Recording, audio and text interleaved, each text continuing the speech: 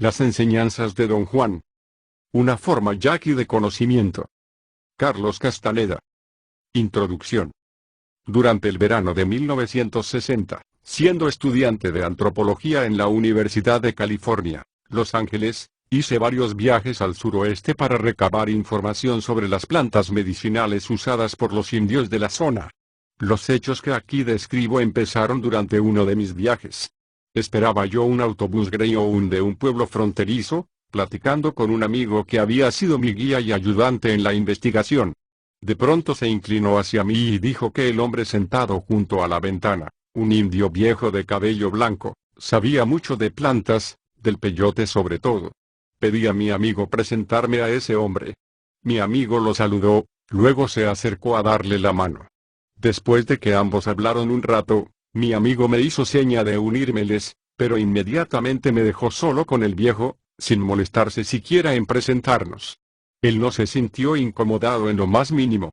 Le dije mi nombre y él respondió que se llamaba Juan y que estaba a mis órdenes. Me hablaba de usted.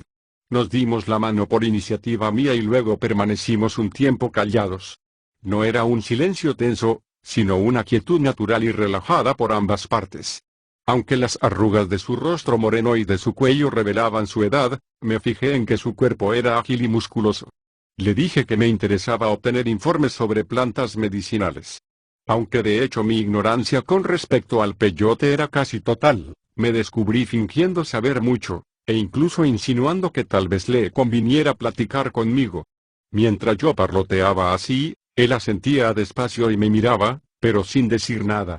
Esquivé sus ojos y terminamos por quedar los dos en silencio absoluto.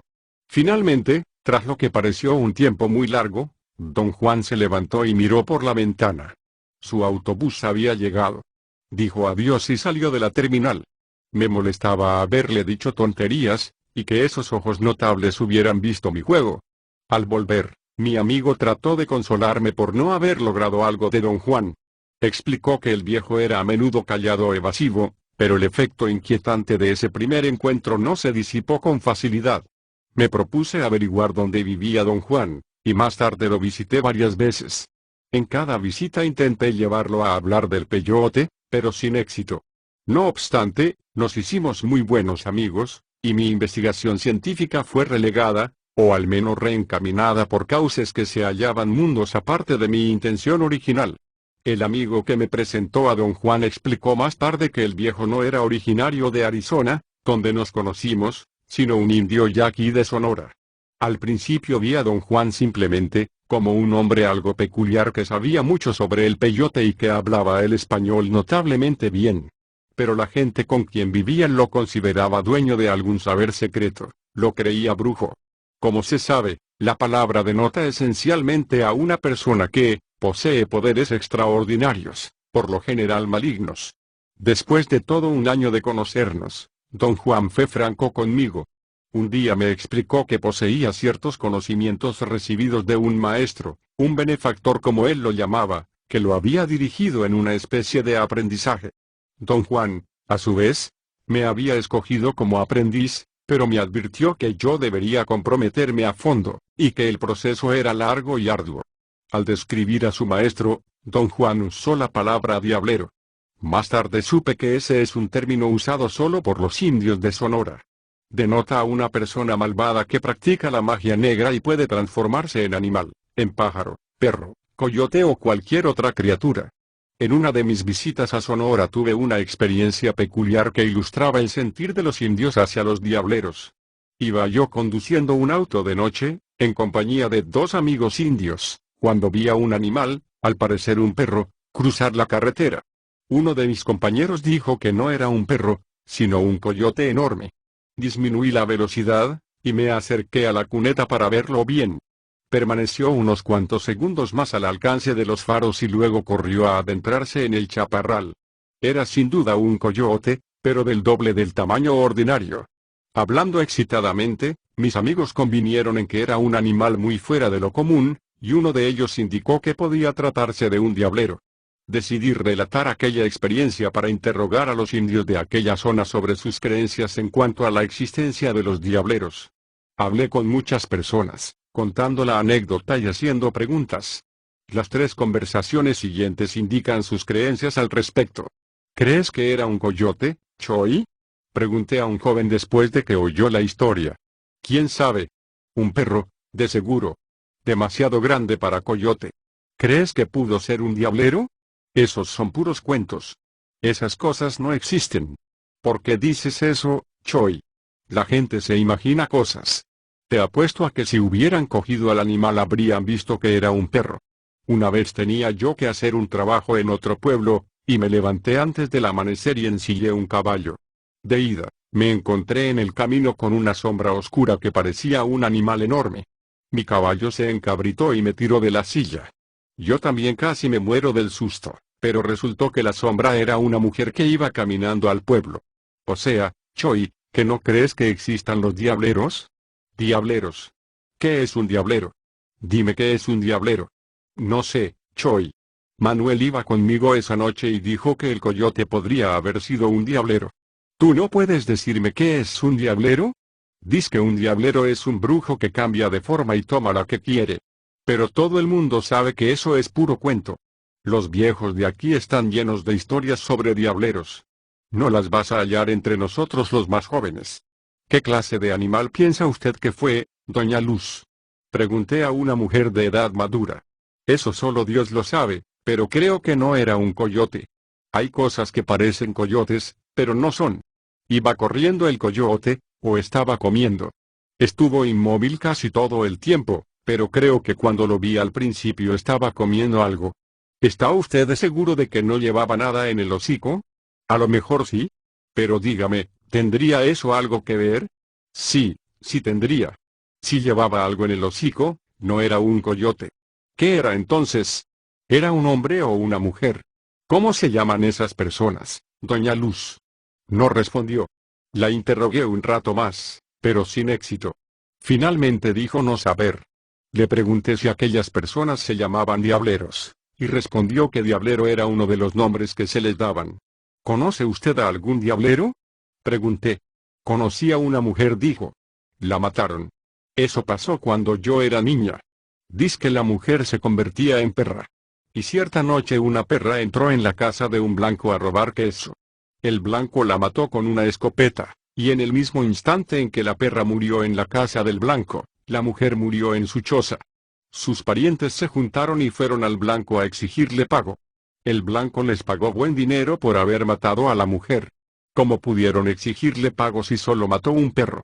Dijeron que el blanco sabía que no era perro, porque había otros hombres con él y todos vieron que el animal se paró en 2 patas, como gente, para alcanzar el queso, que estaba en una bandeja colgada del techo. Los hombres estaban esperando al ladrón porque todas las noches le robaban queso al blanco. Así que el blanco mató al ladrón sabiendo que no era perro. Hay muchos diableros en estos días, doña Luz. Esas cosas son muy secretas. Dicen que ya no hay diableros, pero yo lo dudo, porque alguien de la familia del diablero tiene que aprender lo que el diablero sabe. Los diableros tienen sus propias leyes, y una de ellas es que un diablero debe enseñar sus secretos a algún pariente suyo. ¿Qué cree que era el animal, don Genaro? Pregunté a un hombre muy anciano. Un perro de algún rancho de por ahí. ¿Qué otra cosa? Podría haber sido un diablero. ¿Un diablero? Está loco. No hay diableros. ¿Quiere usted decir que ya no hay, o que nunca hubo? En un tiempo sí hubo. Es cosa sabida de todos, pero la gente les tenía mucho miedo y los mató. ¿Quién los mató, don Genaro? Toda la gente de la tribu. El último diablero que yo conocí fue ese. Mató docenas, quizá hasta cientos de personas con su brujería. No podíamos tolerar eso y la gente se juntó y una noche le cayeron por sorpresa y lo quemaron vivo. ¿Cuándo fue eso, don Genaro? En 1942. ¿Lo vio usted? No, pero la gente todavía lo comenta. Dicen que no quedaron cenizas, aunque la estaca era de madera verde. Todo lo que quedó al final fue un gran charco de grasa. Aunque don Juan tildaba de diablero a su benefactor, nunca mencionó el sitio donde había adquirido su saber ni identificó a su maestro. De hecho, don Juan revelaba muy poco de su vida personal. Solo decía que nació en el suroeste en 1891, que había pasado casi toda su vida en México, que en 1900 su familia fue exiliada por el gobierno a la parte central del país, junto con miles de otros indios sonorenses, y que él vivió en el centro y el sur de México hasta 1940. Así, como don Juan había viajado mucho, su conocimiento podía ser producto de múltiples influencias. Y aunque se consideraba indio de Sonora, yo no podía tener certeza para catalogar totalmente su saber en la cultura de los indios sonorenses. Pero no es mi intención determinar aquí su medio cultural preciso. En junio de 1961 inicié mi aprendizaje con don Juan. Anteriormente lo había visto en diversas ocasiones, pero siempre en calidad de observador antropológico. Durante esas primeras conversaciones, yo tomaba notas en forma encubierta. Luego, confiando en mi memoria, reconstruía toda la conversación. Pero cuando empecé a participar como aprendiz, tal método de tomar notas se dificultó mucho, pues nuestras conversaciones se referían a muchos temas diferentes. Entonces don Juan me permitió, aunque tras de vigorosa protesta, anotar abiertamente cuanto se dijera. También me habría gustado tomar fotos y hacer grabaciones, pero no quiso permitírmelo. Serví como aprendiz primero en Arizona y después en Sonora, porque don Juan se mudó a México durante el curso de mi preparación. El procedimiento que seguí fue verlo durante unos cuantos días cada determinado tiempo. Mis visitas se hicieron más frecuentes y más largas durante los meses de verano de 1961, 1962, 1963 y 1964. En retrospectiva, pienso que este método de conducir el aprendizaje impidió que la enseñanza fuera completa, porque retrasó la venida del compromiso pleno indispensable para convertirme en brujo. Sin embargo, el método fue benéfico desde mi punto de vista personal, porque me dio un poco de distancia, y eso fomentó a su vez un sentido de examen crítico que habría sido imposible de lograr si yo hubiera participado continuamente, sin interrupción. En septiembre de 1965 interrumpí voluntariamente el aprendizaje. Varios meses después de mi retirada, medité por primera vez en la idea de ordenar sistemáticamente mis notas de campo. Como los datos que había reunido eran bastante voluminosos e incluían mucha información miscelánea, empecé por tratar de establecer un sistema de clasificación. Dividí los datos en grupos de conceptos y procedimientos interrelacionados y dispuse tales grupos en orden jerárquico de importancia subjetiva, es decir, de acuerdo con el efecto que cada uno había tenido sobre mí. En esa forma llegué a la siguiente clasificación: usos de plantas alucinógenas, procedimientos y fórmulas empleados en la brujería, adquisición y manipulación de objetos de poder, usos de plantas medicinales, canciones y leyendas. Reflexionando sobre los fenómenos experimentados, advertí que mi intento de clasificación no había producido sino un inventario de categorías. Cualquier intento de refinar mi plan no daría, por tanto, sino un inventario más complejo. Eso no era lo que yo deseaba. Durante los meses siguientes a mi abandono del aprendizaje, necesité comprender lo que había experimentado, y lo que había experimentado era la enseñanza de un sistema coherente de creencias por medio de un método pragmático y experimental. Desde la primera sesión en que participé, se me había hecho manifiesto que las enseñanzas de don Juan poseían cohesión interna. Una vez decidido definitivamente a comunicarme su saber, procedió a hacer sus explicaciones por pasos ordenados. Descubrir ese orden y comprenderlo resultó para mí una tarea en extremo difícil. Mi incapacidad de lograr una comprensión parece haber nacido del hecho de que, tras 4 años como aprendiz, seguía siendo un principiante. Resultaba claro que el conocimiento de don Juan y su método de transmitirlo eran los de su benefactor. Así, mis dificultades para comprender sus enseñanzas debieron de ser análogas a las que él mismo experimentó. Don Juan aludía a nuestra similitud como principiantes en comentarios incidentales sobre la incapacidad de comprender a su maestro durante su propio aprendizaje. Tales observaciones me llevaron a creer que para cualquier principiante, indio o no, el conocimiento de la brujería se hacía incomprensible por las características extranjeras de los fenómenos que el aprendiz experimentaba. Personalmente, como occidental, dichas características me resultaron tan ajenas que me fue prácticamente imposible explicarlas según mi propia vida cotidiana, y me vi forzado a concluir que sería inútil cualquier intento de clasificar mis datos de campo en mis propios términos. Así se hizo obvio que el saber de don Juan debía ser examinado como él mismo lo comprendía, Solo en esos términos podría manifestarse en forma convincente. Sin embargo, al tratar de reconciliar mis puntos de vista con los de don Juan, advertí que, cuando trataba de explicarme su saber, usaba siempre conceptos que lo hicieran inteligible. Como esos conceptos eran ajenos a mí, tratar de comprender los conocimientos de don Juan como él los comprendía me colocaba en otra posición insostenible. Por tanto, mi primera tarea era determinar el orden de conceptualización empleado por don Juan. Trabajando en ese sentido, vi que él mismo había hecho hincapié particular en cierto terreno de sus enseñanzas, específicamente, los usos de plantas alucinógenas. Sobre la base de este descubrimiento, revisé mi propio esquema de categorías. Don Juan usó, por separado y en distintas ocasiones, 3 plantas alucinógenas: peyote, Lophophora williamsi, toloache, Datura inoxiacin, D. meteloicles, y un hongo, posiblemente Psilocybe mexicana. Desde antes de su contacto con europeos, los indios americanos conocían las propiedades alucinógenas de estas 3 plantas. A causa de sus propiedades, han sido muy usadas por placer, para curar, en la brujería, y para alcanzar un estado de éxtasis. En el contexto específico de sus enseñanzas, don Juan relacionaba el uso de la Datura inoxia y la Psilocybe mexicana con la adquisición de poder, un poder que él llamaba un aliado. Relacionaba el uso de la Lophophora williamsi con la adquisición de sabiduría, o conocimiento de la buena manera de vivir. La importancia de las plantas consistía, para don Juan, en su capacidad de producir etapas de percepción peculiar en un ser humano. Así, me guió al experimentar una serie de tales etapas con el propósito de exponer y validar su conocimiento.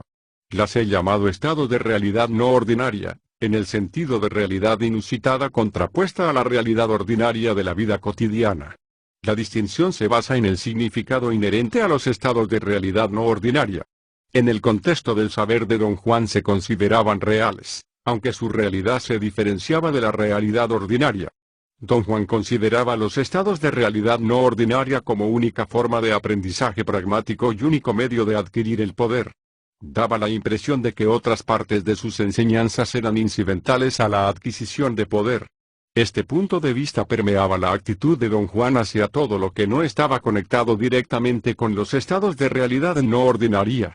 A través de mis notas de campo hay referencias dispersas al sentir de don Juan.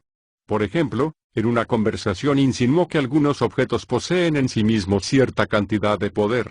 Aunque él en lo particular no tenía ningún respeto por los objetos de poder, decía que los brujos menores a menudo se valían de ellos. Le pregunté frecuentemente sobre esos objetos, pero pareció no tener interés en discutirlos. Sin embargo, cuando el tema se trajo a colación, en otra oportunidad, consintió, con renuencia en hablar de ellos. Hay ciertos objetos empapados de poder, dijo. Hay cantidades de objetos así cultivados por hombres poderosos con ayuda de espíritus amigos. Estos objetos son herramientas, no son herramientas comunes, sino herramientas de muerte. Pero no son más que objetos, no tienen poder de enseñar. Hablando con propiedad, están en el terreno de los objetos de guerra, están hechos para la lucha, están hechos para matar, cuando se los arroja. ¿Qué clase de objetos son, don Juan? No son en realidad objetos, más bien son modos de poder. ¿Cómo puede uno obtener esos modos de poder, don Juan? Depende de la clase de objeto que quieras. ¿Cuántas clases de objetos hay? Ya te dije, docenas. Cualquier cosa puede ser un objeto de poder. Bueno, entonces, ¿cuáles son los más poderosos? El poder de un objeto depende de su dueño, de la clase de hombre que sea. Un objeto de poder cultivado por uno de esos brujos de mala muerte es una idiotez. En cambio, un brujo fuerte y poderoso da su fuerza a sus herramientas.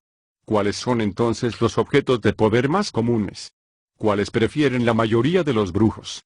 No hay preferencias. Todos son objetos de poder, todos son lo mismo. ¿Usted tiene alguno, don Juan? No respondió, solo me miró y se echó a reír. Permaneció callado largo rato, y pensé que mis preguntas lo molestaban. Hay límites para esos modos de poder, prosiguió. Pero de esto yo tengo la seguridad que no entiendes ni una palabra. A mí me ha llevado casi una vida entender que, por sí solo, un aliado puede revelar todos los secretos de esos poderes menores y volverlos cosa de niños. Yo tuve herramientas así en un tiempo, Cuando era muy joven. ¿Qué objetos de poder tenía usted? Maíz pinto, cristales y plumas. ¿Qué es el maíz pinto, don Juan? Un grano de maíz que tiene una raya de color rojo en la mitad. ¿Es un solo grano? No. Un brujo tiene 48. ¿Qué hacen esos granos de maíz, don Juan? Cada uno puede matar a un hombre entrando en su cuerpo. ¿Y cómo entra en el cuerpo? Es un objeto de poder y su poder consiste, entre otras cosas, en entrar en el cuerpo. ¿Y qué hace cuando entra? Se hunde, se acomoda en el pecho o en los intestinos. El hombre se enferma y, a menos que el brujo que lo atienda sea más fuerte que el que le hizo la brujería, muere 3 meses después del momento en que el grano de maíz le entró en el cuerpo. ¿Hay alguna manera de curarlo? El único modo es sacándole el maicito, pero muy pocos brujos se atreven a hacerlo. Puede que un brujo logre chuparlo, pero si no es lo bastante fuerte para rechazarlo, el maíz se le mete en el propio cuerpo y lo mata en lugar del otro. Pero, ¿cómo logra un grano de maíz entrar en el cuerpo de alguien? Para explicar eso debo hablarte de la brujería del maíz pinto, que es una de las brujerías más poderosas que conozco. La brujería se hace con 2 maicitos. A uno se lo esconde en el botón fresco de una flor amarilla. Luego, a la flor se la deja en algún lugar donde pueda quedar en contacto con la víctima, en el camino por donde él pase a diario, o en cualquier parte donde acostumbre llegar. Apenas la víctima pisa la flor, o la toca de cualquier manera, la brujería está hecha. El maicito pinto se hunde en su cuerpo. ¿Qué pasa con el grano de maíz después de que el hombre lo toca? Todo su poder entra en el hombre, y el grano queda libre. Se convierte en un maíz cualquiera. Puede dejarse en el sitio de la brujería, o puede barrerse, no importa. Es mejor barrerlo y echarlo al matorral para que algún pájaro se lo coma. ¿Puede comérselo un pájaro antes de que el hombre lo toque? No. Ningún pájaro es tan estúpido, te lo aseguro. Los pájaros no se le acercan.